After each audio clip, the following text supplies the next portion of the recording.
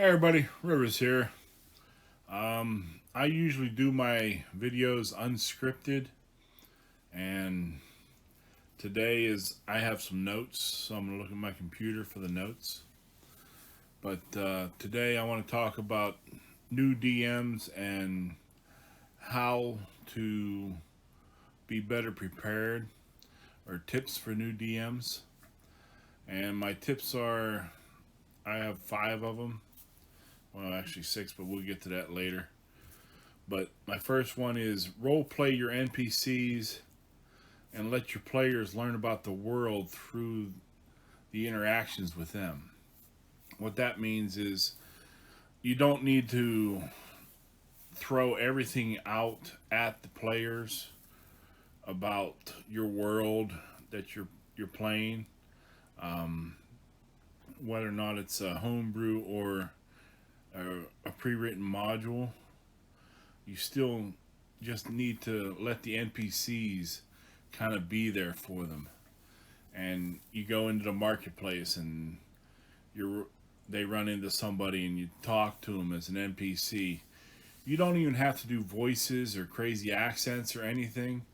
Just say, "Hey, this is Bob the blacksmith," and you can talk to him and give him information about different things. And you don't even have to go off, crazy with it.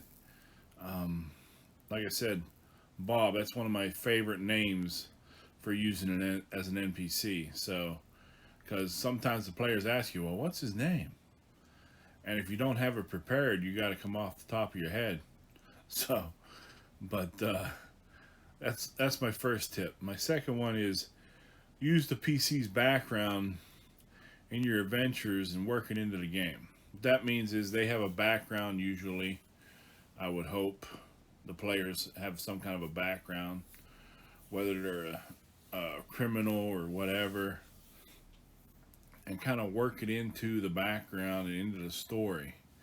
And that means you have to think a little bit and you have to try and find a way to work it in. But you go into town and you find out this guy's in the thieves guild, or the rogues guild, I guess you call it nowadays. But you find out he's in the guild, and your one of your PCs is a rogue, and he can talk to him and understand what's going on and everything. So it's a way to work it into the the story and the background and everything, and just kind of work their backgrounds into your adventure. Doesn't have to be a lot, just a little bit can go a long way, but it'll help in your long-term adventures, I think, anyway. And number 3 is let each player shine somehow in your game. Whether that's the cleric being able to resurrect somebody, or the thief, the rogue being able to pick a lock, or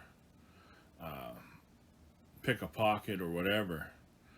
Let them shine in each in their own way.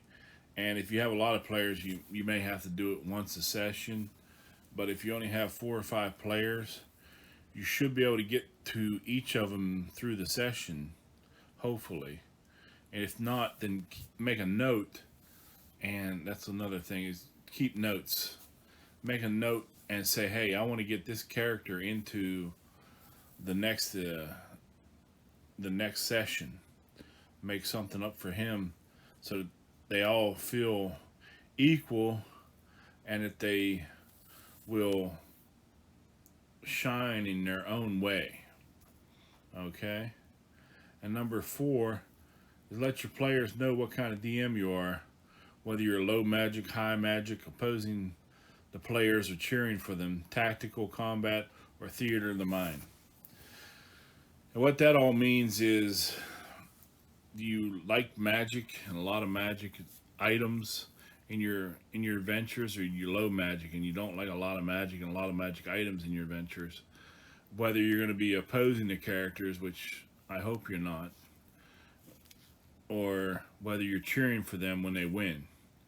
And my opinion is that you should be cheering for them when they win, but you still want to challenge them, and you don't want to make it a pushover, but you want them to succeed, and you should feel happy when they do. And tactical combat or theater of mind is pretty simple.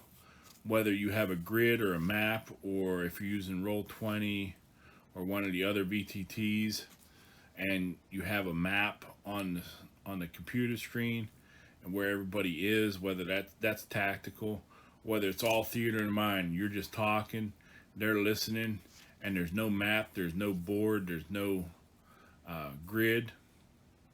Because if you have a grid too, that helps, I think. And you have miniatures. But if it's all theater of the mind, it's all, well, you're here, they're there, and this is what's going to happen. And so the players have to really imagine what's going on, and you have to be descriptive in that and tell them what's going on. I want to cast this. Well, no, you're out of range. Well, you got to be descriptive in that. He's 30 feet away from you, or he's 60 feet away from you, or 120. Okay, so so that the players know where they're at. So the fifth thing is, don't try to prepare for everything, and prepare one session at a time. You're never going to be able to prepare for everything the characters want to do.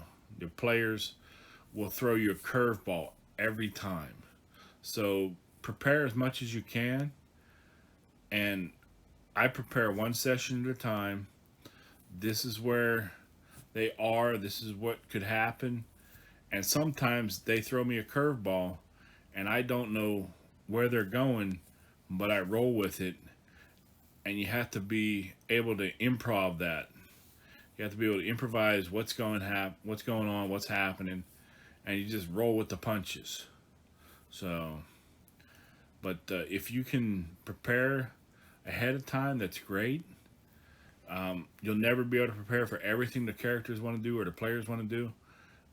I've not been able to do that yet in 30 years, so I don't even try.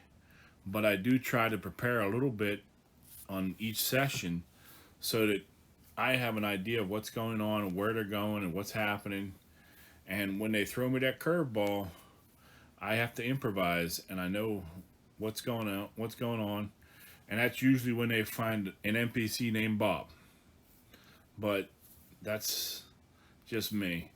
So prepare for anything, and you never know what's going to happen. So you just prepare and see what's happening and go from there. You have to improvise. And my bonus tip is have fun. You're playing the game too. You're also in this.